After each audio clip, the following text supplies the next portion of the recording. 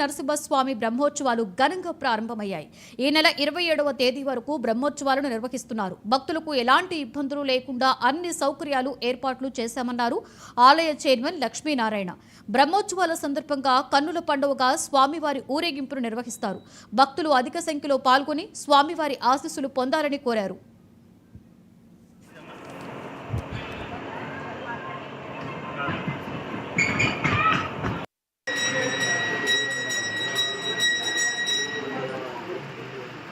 Lakshminarayana Swamy Govinda.